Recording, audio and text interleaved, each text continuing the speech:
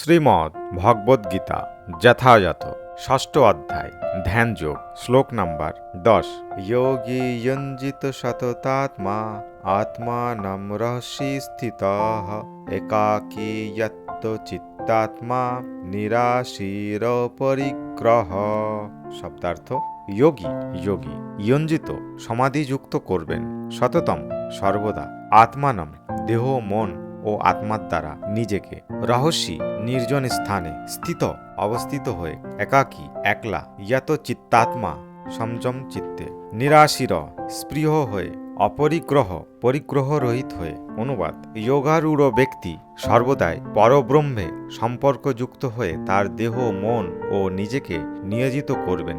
তিনি একাকী নির্জন স্থানে বসবাস করবেন এবং সর্বদা সতর্কভাবে তার মনকে বশীভূত করবেন। তিনি বাসনা মুক্ত ও পরিগ্রহ রহিত হবেন। তাৎপর্য: স্তর বিশেষে শ্রীকৃষ্ণকে ব্রহ্ম, পরমাত্মা ও পরম পুরুষোত্তম ভগবান রূপে উপলব্ধি করা যায়। ভক্তি সহকারে সর্বক্ষণ ভগবানের সেবা করাই হচ্ছে কৃষ্ণ ভাবনা। কিন্তু নির্বিশেষ ব্রহ্মবাদী জ্ঞানী এবং পরমাত্মার অন্বেষণকারী যোগীরাও আংশিকভাবে কৃষ্ণ ভাবনাময়, কারণ নির্বিশেষ ব্রহ্ম হচ্ছেন ভগবানের দেহ নির্গত রশ্মি ছটা এবং সর্বব্যাপ্ত পরমাত্মা হচ্ছেন ভগবানের আংশিক প্রকাশ। তাই ভক্তি সহকারে ভগবানের সেবা না করলেও যোগী ও জ্ঞানীরাও পরোক্ষভাবে কৃষ্ণ ভাবনাময়। তবে সরাসরিভাবে কৃষ্ণ ভাবনাময় ভক্ত হচ্ছেন সর্বশ্রেষ্ঠ যোগী, কারণ তিনি পূর্ণরূপে ব্রহ্ম ও পরমতত্ত্ব সম্বন্ধে অবগত।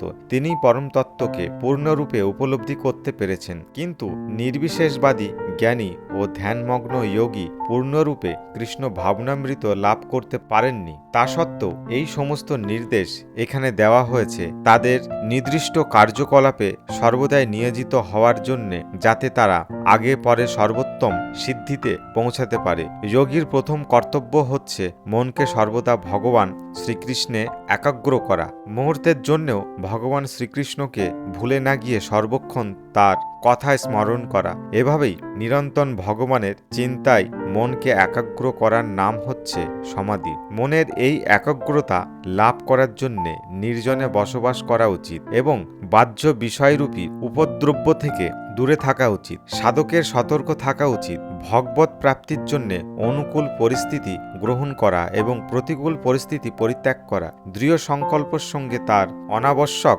ভোগ বাসনা পরিত্যাগ করা উচিত, কারণ তা পরিগ্রহ রূপে বন্ধনের সৃষ্টি করে। এই সমস্ত সাধনা ও সতর্কতাপূর্ণ পালন তিনিই করতে পারেন যিনি সর্বতোভাবে কৃষ্ণ ভাবনাময়। কারণ সর্বতোভাবে কৃষ্ণ ভাবনাময় হওয়া মানেই সম্পূর্ণরূপে ভগবানের কাছে আত্ম উৎসর্গ করা। এই ধরনের ত্যাগে পরিগ্রহের কোনো সম্ভাবনা থাকে না। শ্রীল রূপ গোস্বামীপাদ কৃষ্ণ ভাবনামৃতের ব্যাখ্যা করে বলেছেন, ভক্তি রসামৃত সিন্ধু পর্ব 2 শ্লোক 255 এবং 56।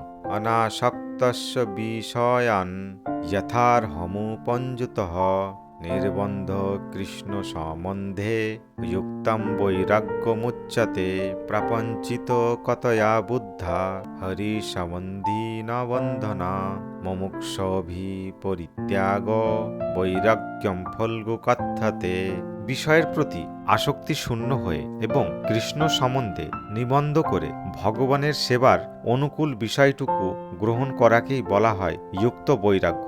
পক্ষান্তরে শ্রীকৃষ্ণের সঙ্গে জীবের সম্পর্কের কথা না জেনে যে সব কিছু পরিত্যাগ করে তার বৈরাগ্য পূর্ণ নয়। কৃষ্ণ ভাবনাময় ভক্ত যথার্থ রূপে জানেন যে সব কিছুই শ্রীকৃষ্ণের সম্পত্তি। তাই তিনি কোনো কিছুই নিজের বলে দাবি করেন না। নিজের ভোগ করার জন্য তিনি কোনো কিছুর লালসা করেন না। তিনি জানেন শ্রীকৃষ্ণ সেবার অনুকূলে কোনটি গ্রহণ করা উচিত এবং কোনটি পরিত্যাগ করা উচিত। বিষয় ভোগের প্রতি তিনি সর্বদাই উদাসীন, কারণ তিনি সর্বদাই অপ্রাকৃত স্তরে অধিষ্ঠিত।